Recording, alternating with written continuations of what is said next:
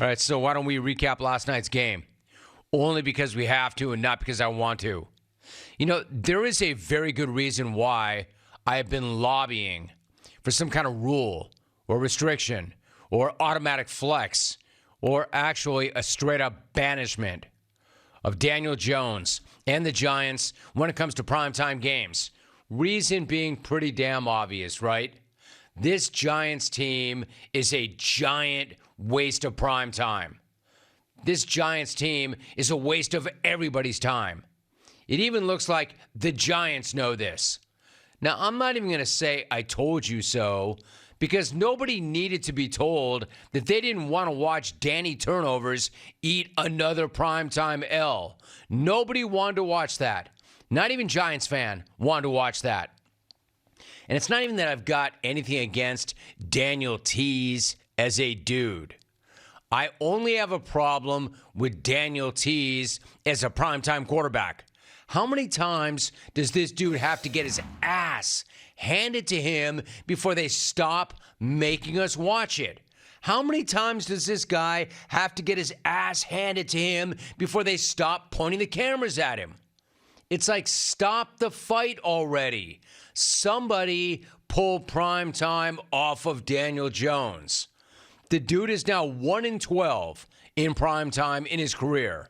And as ESPN showcased with their fancy graphic last night, that makes him the worst primetime quarterback by win percentage since the merger itself. Last night might have been his masterpiece of ass.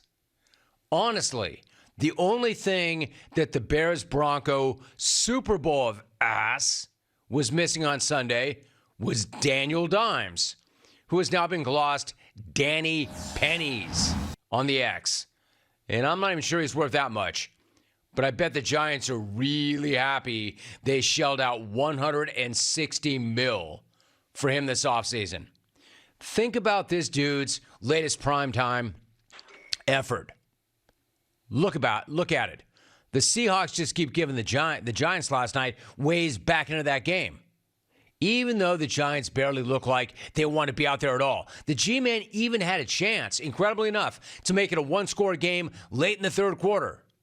They had goal to go from the 5 and a chance to jump right back in this thing and make it a single-score game, only to have Danny Turnovers go Danny Turnovers yet again. Just a classic Danny Pennies disaster right there. Daniel Wooden Nickels. Like, are you kidding? A pick six, 97 yards. What an absolute stud, by the way, the number 5 overall pick is. Devin Witherspoon did not look like he was playing in his 4th career game last night. This guy looked dominant. Dude looked like a vet. Wow, that dude is 4 games in. 4 games into his career. And just absolutely dunking all over Daniel Pennies for staring down receivers. I mean, dang, that is brutal and awesome. This guy's 4 games in, and he's running that kind of junk. That's got to be the worst reverse windmill by a rookie on a veteran quarterback since the sack of potatoes massacre. You see him in person, and it's like weird. He's like a sack of potatoes. Reek Woolen. Hall of Fame exchange. By the way, he is Devin Witherspoon's teammate. I mean, you got to hand it to the speed-talking gum assassin. That dude can draft and develop a cornerback. And those corners can run devastating smack. Man, they make plays, and then they run their mouths, and it's awesome. Witherspoon was not the only one who got a jab in either on Dimes after the game. And no, I'm not saying this is all Dimes' fault. I'm just saying we got to start somewhere. QB1, prime time. Look at the numbers.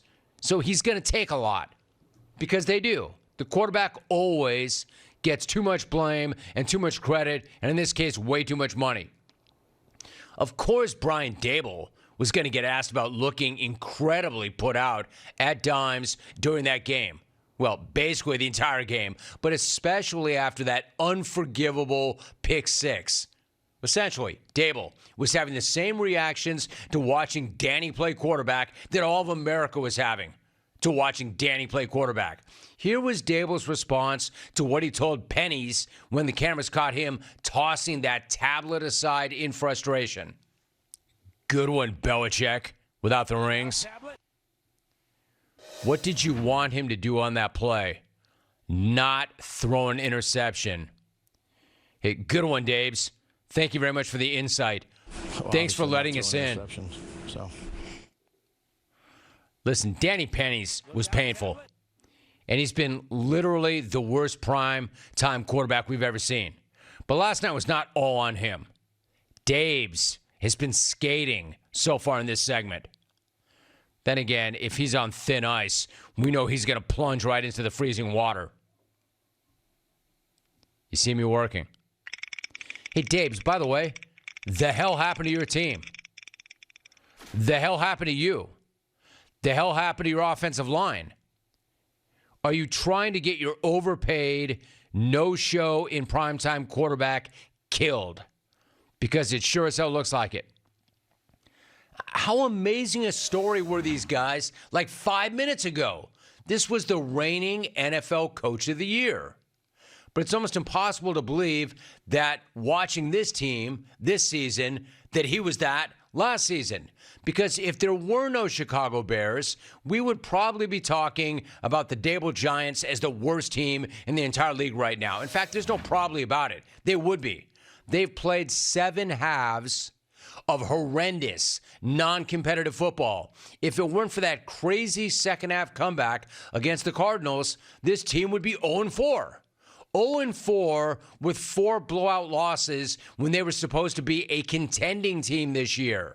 And you can't tell me watching last night that team's putting in good effort and grinding out and just not having any good fortune. None of that's true.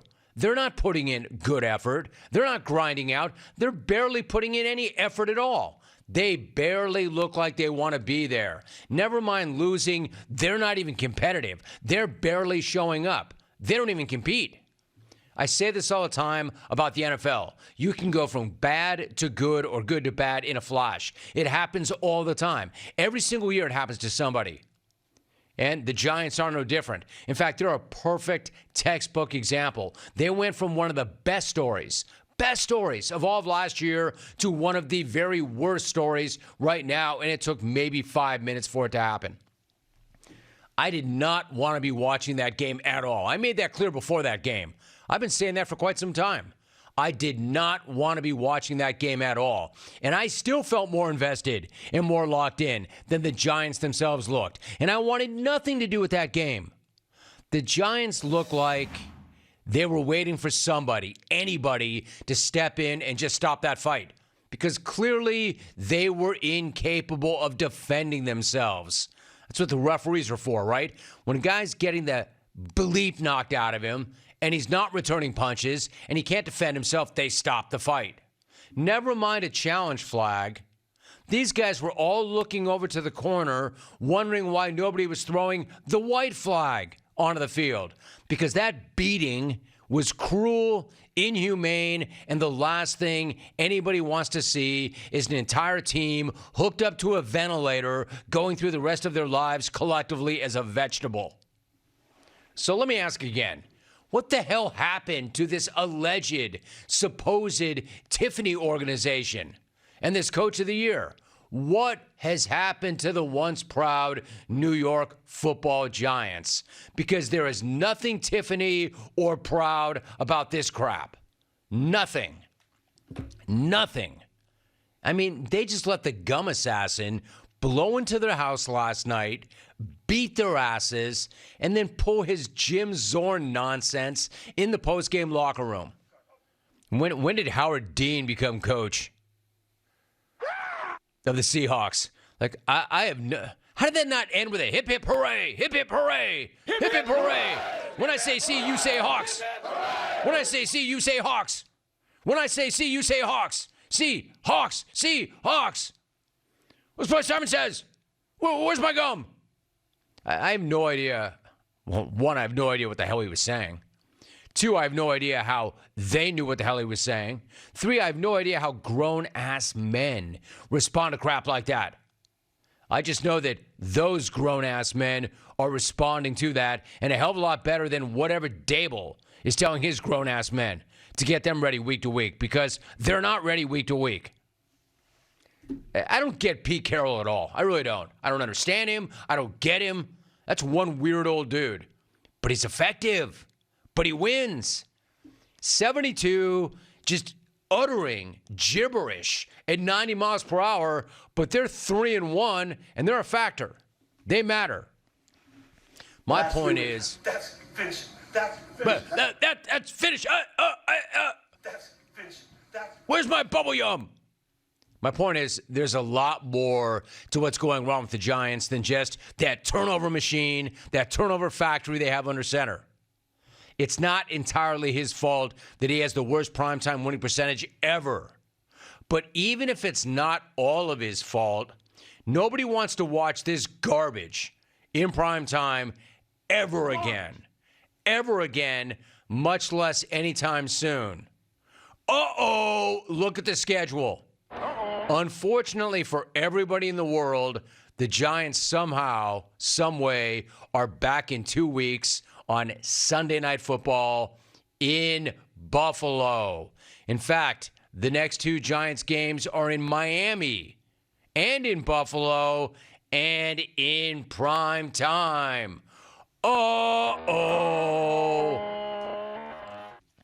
And before you come running up in here demanding a flex, the league announced the Week 6 flex already.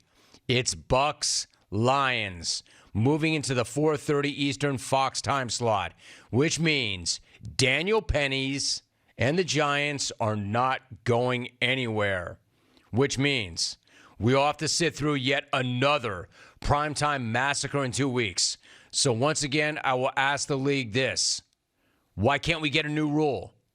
The league does what the league wants. They've made that pretty clear. Well, come up with a new rule. One specifically for pennies. It has to be an auto flex, a primetime banishment, something, anything. We will take anything at this point. Anything other than the Giants in prime time. It's not Danny Nichols' fault. He's Danny Nichols. That's not his fault. What, was he going to say no to 160 mil? It's not Danny Nichols' fault that he's Danny Nichols.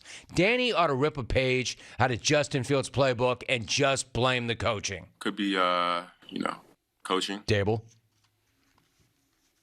Thank you so much for watching. Please like, comment, and subscribe, and hit the bell to be the first to know when we do upload a new video.